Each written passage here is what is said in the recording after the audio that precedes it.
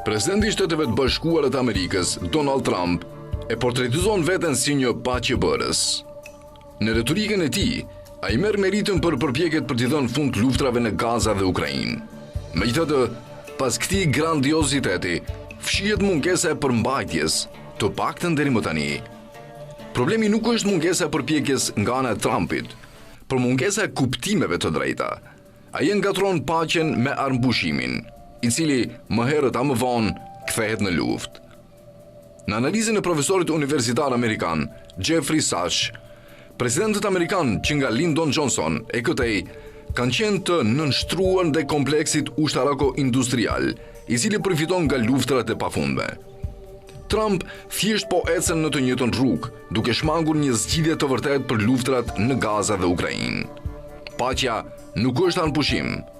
Paqja qëndrueshme arrihet vetëm duke zgjidhur mosmarrveshjet politike që çuan në luftë. Kjo kërkon përballje me historinë, me të drejtën ndërkombëtare dhe me interesat politike që ushqejnë konfliktet. Pa adresuar shkaqet e rrënjësishme të luftës, anpushimet janë vetëm një ndërprerje mes dy raundeve të masakrës. Trump ka propozuar atë që e quan plan paqeje për Gazën. Por ajo që ai paraqet nuk është gjë tjetër veç se një anpushim. Plani i tij dështon të trajtojë çështjen themelore politike të shtetësisë palestineze, shkruan Sachs. Sipas tij, një plan i vërtet paqeje do duhet të lidhte 4 rezultate kryesore: fundin e gjenocidit izraelit, çarmatosen e Hamasit, pranimin e Palestinës në Kombet e Bashkuara dhe normalizimin e marrëdhënieve diplomatike me Izraelin dhe Palestinën në mbar botën. Këto parime themelore mungojnë në planin e Trumpit, prandaj asnjë vend nuk e ka miratuar atë, pavarësisht insinuatave të Shtëpisë së Bardhë. Në rastin më të mirë, disa shtete kanë mbështetur deklaratën për paqe dhe prosperitet qëndrueshëm, një gjest kalimtar. Plani i paqes i Trumpit ju paraqit vendeve arabe dhe muslimane për të shpërqendruar vëmendjen nga valët e mbështetjes globale për shtetin palestinez, shkruan Sachs.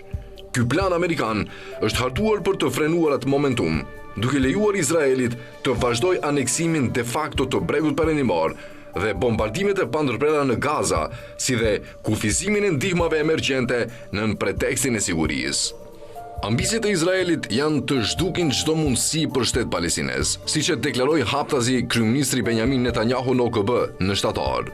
Deri më tani, Trump dhe bashkëpunëtorët e tij nuk kanë bërë gjë tjetër veç se të avancojnë agjendën e Netanyahut, vlerëson Sachs.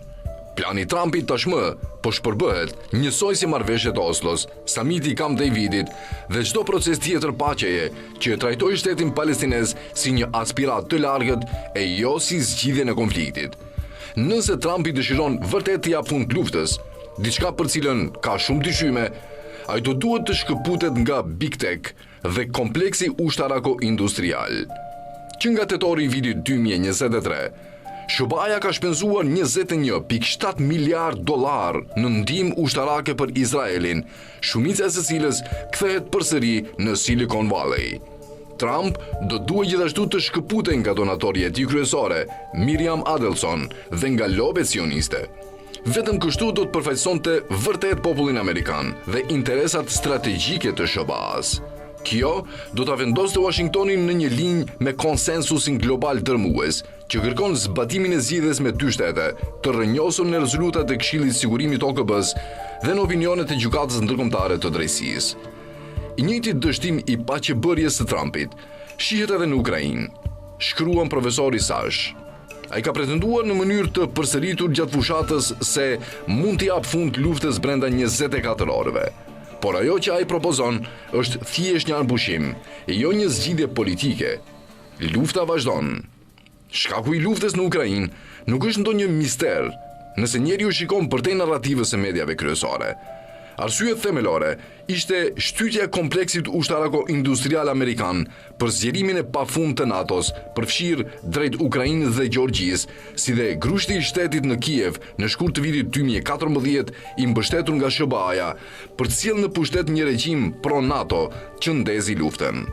Çelësi i paqes në Ukrainë, atëherë dhe tani, ishte ruajtja e neutralitetit të saj si një urë mes Rusisë dhe NATO-s.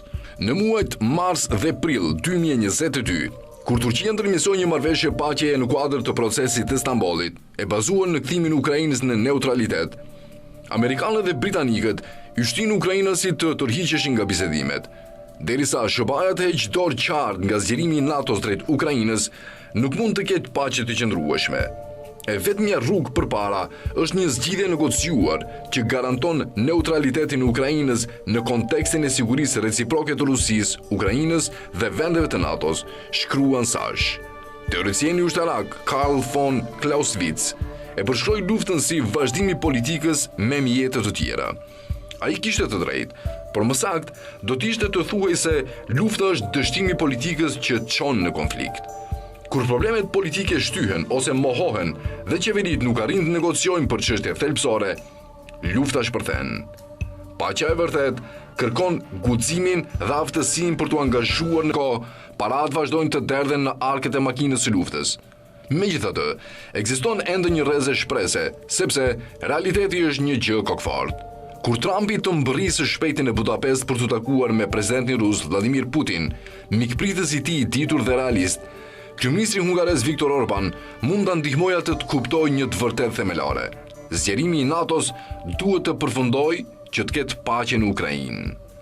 Trump mund të sjellë paqe nëse i rikthehet diplomacisë, po ai do duhet të përballet me kompleksin ushtarako-industrial, me lobin sionist dhe me nxitësit e luftës, por do të ketë në krah botën dhe popullin amerikan. Vlerëson profesori amerikan Jeffrey Sash.